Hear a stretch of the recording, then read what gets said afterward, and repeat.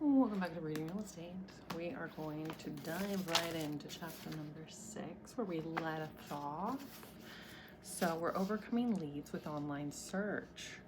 The world of online leads is exploding and growing at an exponential pace. The industry has seen online leads go from 2.3 million per year in the early stages of the internet to more than 150 million per year in the last few years. The number of actual homes sold last year was 4.2 million. The net worth then is a whole bunch of leads being created that don't buy or sell. This means agents are wasting time processing and working leads that either have much longer sales cycles or have little chance of producing a commission check at all. The good news with online leads is that the number of consumers who are using the internet to find an agent is significantly up in the same span of time. I don't believe the growth of online leads will slow, so as agents, we have to become much more skilled in separating the wheat from the chaff. The birth of interactive data exchange, IDX. Transformed from agents' market themselves and their listings dramatically expanded the marketing reach of any agent. IDX enables you to do more than just share your listings. It enables you to create registration opportunities for consumers. Typically, buyers searching for homes, you can allow them to search for homes through your website and then ask them to register so you can secure their email address, phone number, and other information useful in following up with them. Because IDX has influenced the real estate industry so heavily, you need to dig deep into the opportunities it presents. IDX can level the playing field, putting you on more even footing with longer producing or more experienced agents, because you can share all MLS listings on your website. I show you how to do that in this chapter. The ABCs of online leads. Creating online leads involves an ever-changing series of strategies. The vast majority of these center around working to move a potential prospect out of the background of searching for properties and into a revealed position. Until they are revealed, the online property searcher can review a large number of information without any agent knowing about their existence or level of interest. This ability of the consumer to remain stealthy online makes the sales process and sales conversion more challenging. In this section, I educate you on the different types of online leads and how to convert them more effectively. Distinguishing two types of leads in the world of online leads, the vast majority of leads are created through the buyer channel rather than the seller channel. Although keep in mind that people searching for a new home as a buyer may also be a potential seller as well. They have just used searching for their dream home as their first step.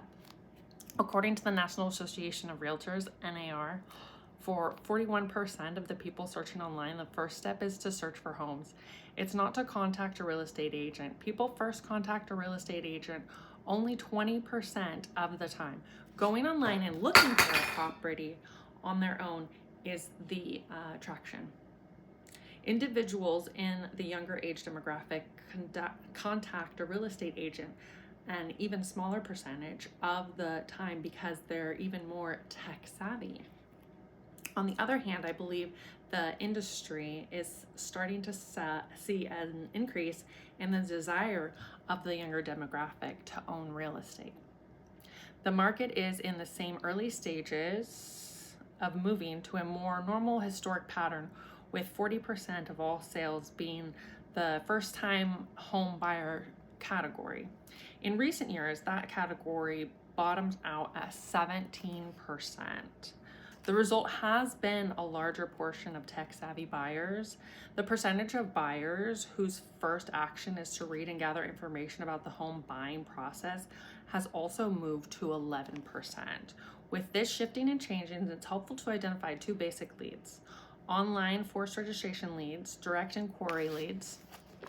And in a forced registration lead, you're capturing information on a lead by triggering a registration on a web page. Typically, you require users to register to be able to use your site for to search for properties. This trigger can happen before they see a property or after they've seen a few listings. In either case, the forced registration comes up. Using in the form of a pop-up box and requests their info before allowing them to look further.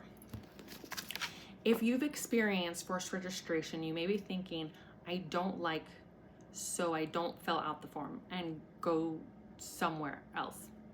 That's called a bounce. The prospect bounces off the site, although you may not like forced registration when you're the consumer, it has proven effective, in the fact more effective than just letting everyone search for property and hoping that contacts you when they're interested.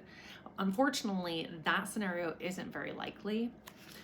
Direct inquiry leads acquire when a prospect inquires about a specific property to gain more information. They have an interest in the property or what to see it. This type of lead is often a little farther along in the home search process. They may or may not already have an agent they're loyal to. Direct inquiry leads are more likely than forced registration leads to have an agent relationship.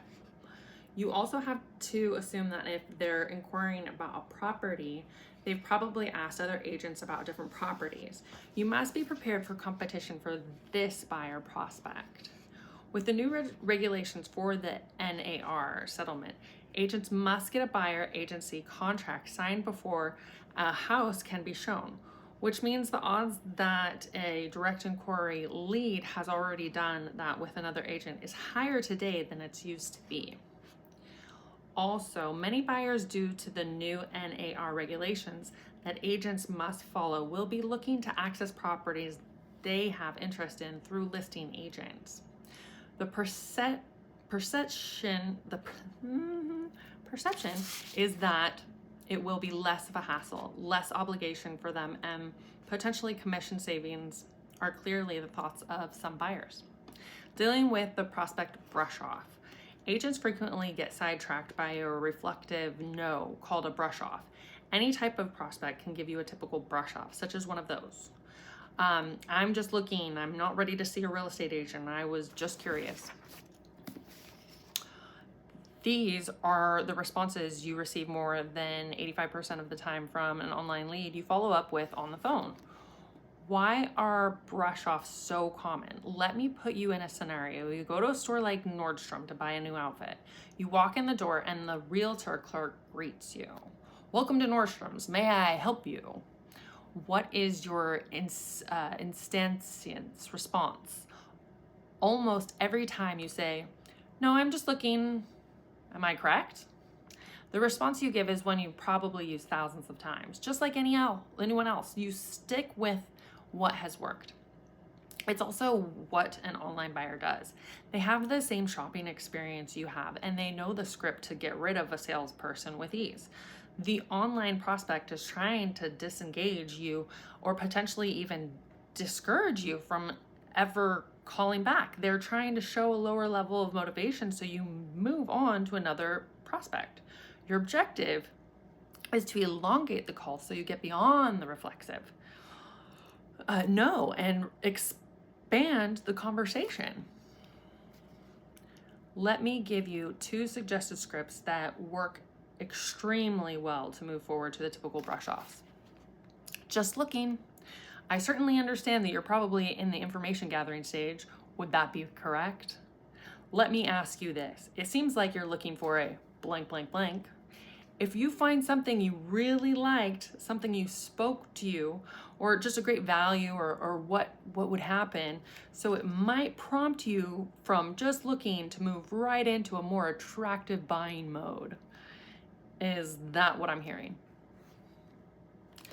Anyways, we could carry on at another time. Thank you so much for doing my real estate reading with me and enjoying chapter 6. See you guys later.